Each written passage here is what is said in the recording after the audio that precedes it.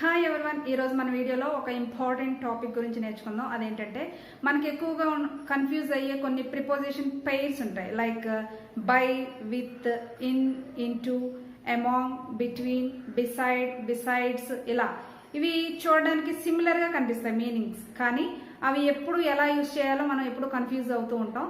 అలాంటి కన్ఫ్యూజన్ మీకు ఏమైనా ఉంటే ఈరోజు అది ఫుల్ స్టాప్ పెట్టచ్చు, ఎందుకంటే నేను క్లియర్గా ఎక్స్ప్లెయిన్ చేస్తాను ఈరోజు మన వీడియోలో. So let's get started the video. ఇప్పుడు ఫస్ట్ కన్ఫ్యూజింగ్గా ఉండే ఒక ప్రిపోజిషన్ పెయిర్ గురించి చూద్దాం. By, with. ఫస్ట్ బై గురించి తెలుసుకుందాం. బై అంటే మనకు తెలుగులో మీనింగ్ ఏంటి? ద్వారా, చేత అనే మీనింగ్ వస్తుంది. It denotes the doer are agent. ఇది దేని సూచిస్తుందంట? డూయర్ అంటే కర్త, చేసేవాడు, ఆ పని చేసేవాడు, అతనిని సూచిస్తుంది ఈ బై అనేది. మీకు ఎగ్జాంపుల్ చెప్తాను. He was killed by a thief. ఇక్కడ ఎ థీఫ్ అనేది డూయర్, కర్త. ఈ కర్త ముందు ఇది బై యూజ్ చేయడం జరుగుతుంది.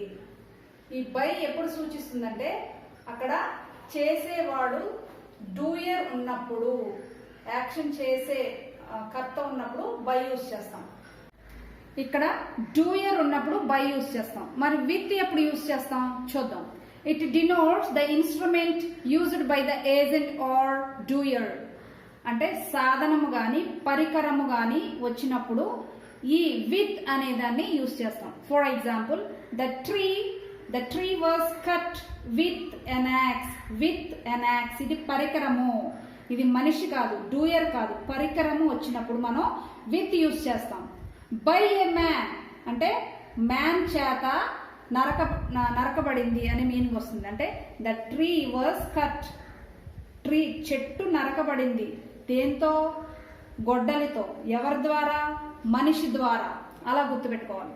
The tree was cut with an axe by a man. With ఎప్పుడు యూజ్ చేస్తాం? పరికరము వచ్చినప్పుడు విత్ యూజ్ చేస్తాం. బై ఎప్పుడంటే డూయర్, చేసేవాడు వచ్చినప్పుడు బై యూజ్ చేస్తాం. For example, biryani was eaten by me. చూడండి, ఇక్కడ మన ఇంగ్లీష్ సెంటెన్సెస్ ఎప్పుడు కూడా యాజ్ ఇట్ ఈజ్ గా ట్రాన్స్లేషన్ చేసినప్పుడు ఆ మీనింగ్ అనేది డిఫరెంట్ గా ఉంటుంది. కానీ దాని మీనింగ్ చెప్తాను నేను. బిర్యానీ వాజ్ ఈటెన్ బై మీ అంటే నా చేత బిర్యానీ తినబడింది అనే మీనింగ్ వస్తుంది. ఇక్కడ చూద్దాం. I ate biryani with spoon. ఈ రెండింటికి డిఫరెన్స్ మీకు ఇప్పటికీ మీకు అర్థమైపోయి ఉంటుంది. ఇక్కడ మీ అనేది డూయర్, నా చేత తినబడింది, డూయర్ కాబట్టి అక్కడ బై యూజ్ చేసాం.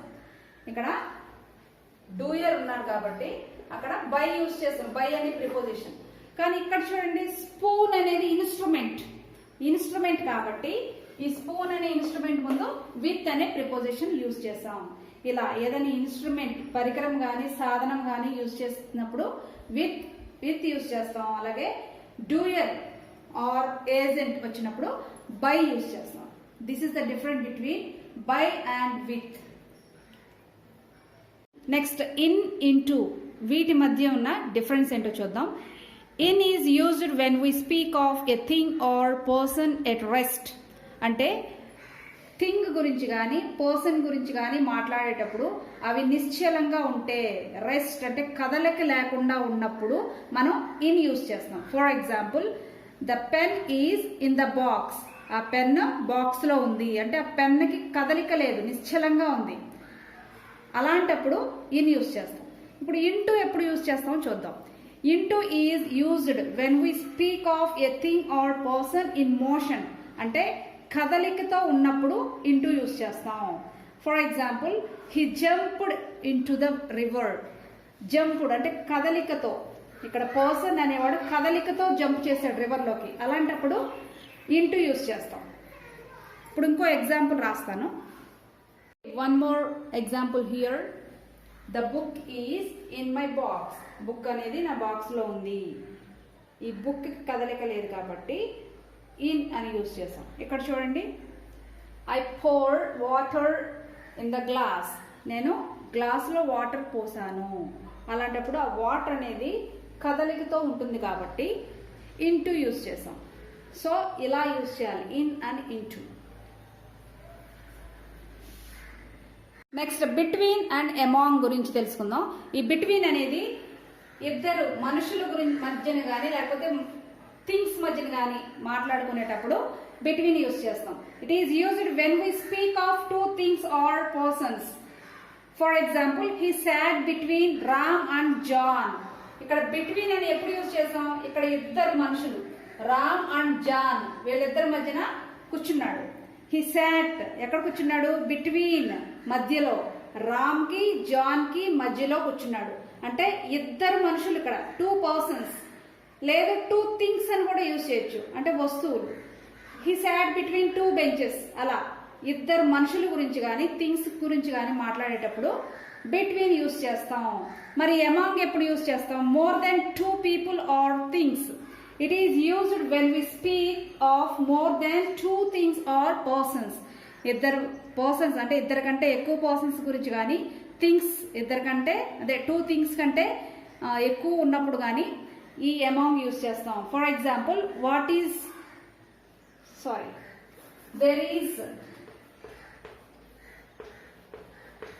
there is no unity among the people. ఆ పీపుల్ మధ్యన యూనిటీ అనేది లేదు అలా చెప్పడం. అంటే ఇద్దరు మనుషుల కంటే ఎక్కువ మంది గురించి మాట్లాడేటప్పుడు అమాంగ్ యూజ్ చేస్తాం. అలాగే మనుషులే కాదు, అదే పర్సన్సే కాదు, థింగ్స్ గురించి మాట్లాడేటప్పుడు కూడా ఈ అమాంగ్ని యూజ్ చేయడం జరుగుతుంది.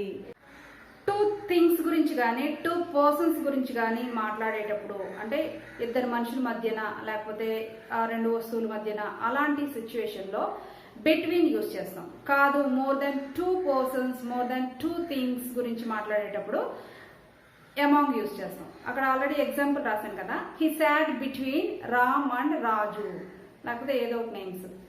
అతను రాముకి రాజుకి మధ్యలో కూర్చున్నాడు. అంటే ఇక్కడ టూ పర్సన్స్ యూజ్ చేస్తాం. అలాగే two things, he sat between two benches.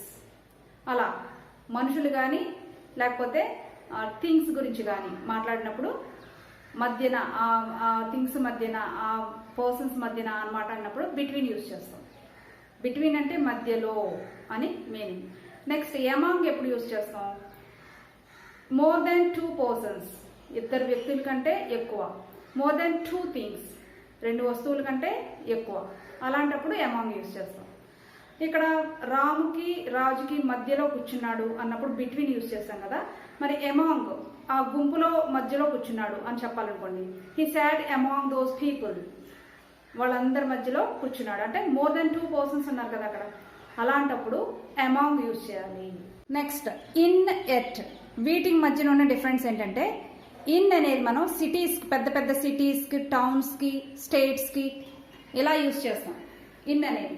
At అనేది పల్లెటూర్లు అంటే విలేజెస్కి యూజ్ చేస్తాం at. She leaves in Hyderabad, she leaves in Andhra Pradesh, she leaves in Mumbai, she leaves in Delhi. ఇలా సిటీస్ ముందు మనం ఇన్ యూజ్ చేస్తాం. సిటీస్ ముందు, స్టేట్స్ ముందు ఎట్ పెట్టకూడదు. టౌన్ అయినా సిటీ అయినా ఇన్ మాత్రమే వాడాలి. అలాగే అక్కడ ఎట్ ఎప్పుడు యూజ్ చేయాలంటే పల్లెటూర్లు అంటే విలేజెస్ ముందు ఎట్ యూజ్ చేయాలి. కొండపల్లి అనేది విలేజ్ కాబట్టి మనం అక్కడ ఎట్ యూజ్ చేస్తాం. She lives at Kondapalli, she lives at Tiruchinapalli. అంటే ఏదైతే పల్లెటూర్లు ఉంటాయో వాటి ముందు మనం ఎట్ పెట్టాలి. Next for, since. ఫర్ అనేది పీరియడ్ ఆఫ్ టైం అంటే కొంత సమయం, period of time. It can be used with all tenses. ఈ ఫర్ అనేది అన్ని టెన్సెస్ లో మనం యూజ్ చేస్తాం. For example, she has been teaching for 10 years అంటే కొంత సమయం, పర్టికులర్గా ఒక సమయం నుంచి అంటే 2000 లేకపోతే జనవరి లేకపోతే పర్టికులర్ 3 o'clock నుండి అలా యూజ్ చేయకుండా, పర్టికులర్గా యూజ్ చేయకుండా 10 సంవత్సరాలని లేకపోతే 2 గంటలు, 3 గంటలు, 4 రోజులు, 2 వారాలు, 3 నెలలు ఇలా కొంత సమయం గురించి చెప్పినప్పుడు ఫర్ యూజ్ చేస్తాం. కొంత సమయం. She has been teaching for 10 years. తను 10 years నుంచి టీచింగ్ చేస్తూ ఉంది. అక్కడ సిన్స్ మనం యూజ్ చేయాలనుకోండి, సిన్స్ 2000 అని యూజ్ చేయాలి. లేకపోతే సిన్స్ 2010 అంటే 10 years నుంచి తను టీచింగ్ చేస్తూ ఉంది అని చెప్పడానికి మనం ఇయర్ యూజ్ చేస్తే సిన్స్ పెట్టాలి. లేదు కొంత సమయం 10 సంవత్సరాలు అని చెప్పాలన్నప్పుడు ఫర్ యూజ్ చేయాలి. నెక్స్ట్ సిన్స్ అనేది పాయింట్ ఆఫ్ టైం.